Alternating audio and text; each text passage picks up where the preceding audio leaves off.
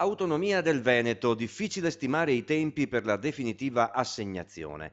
Il fascicolo è da mesi sul tavolo del Premier Conte. Non aiutano l'autonomia, la campagna elettorale e, a detta del ministro vicentino Erika Stefani, anche l'atteggiamento degli alleati di governo.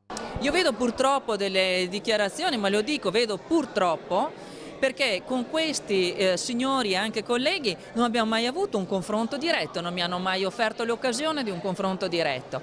Io ho una proposta che è giacente sui tavoli del Presidente Conte ormai da mesi e dove vi sono dei nodi politici che sono stati sciolti. Vedo che se ne tratta più sui giornali che non sui tavoli del Consiglio dei Ministri. Che mi venga detto che se ci sono delle perplessità, almeno che mi si dica qual è la proposta alternativa. Il tempo passa e del decreto legge sulle autonomie regionali nelle aule di governo e Parlamento non si parla. Lo si fa invece fuori dalle aule, dice la Stefani, in modo inutile e dannoso.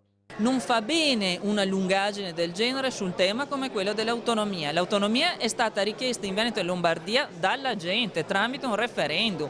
È stata richiesta poi da regioni, moltissime regioni, le continuo a citare, il Piemonte, la Liguria, l'Emilia Romagna, la Toscana, l'Umbria, le Marche, la Campania. Deve essere trattata, non si può far finta che il problema e la questione non esista. Le imminenti elezioni europee rallentano ancora di più il passo all'autonomia. In campagna elettorale la si definisce perfino discriminante per le regioni del Mezzogiorno. Cercare di fomentare appunto al puro fine di raccogliere i voti la gente del sud contro la gente del nord, signori, è sbagliato. La gente del sud ha il diritto di avere servizi, ha diritto a che la politica e l'amministrazione utilizzi risorse in modo adeguato. Questo è un gravissimo errore istituzionale, se non addirittura proprio una irresponsabilità. Quando se ne parlerà in Consiglio dei Ministri, quindi?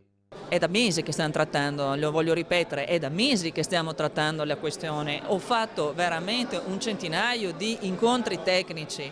Io penso che il tema sia stato sviscerato, è solo una questione di prendersi la briga di prendere una decisione e la decisione io non l'ho ancora ricevuta formalmente, la sento solo sui giornali.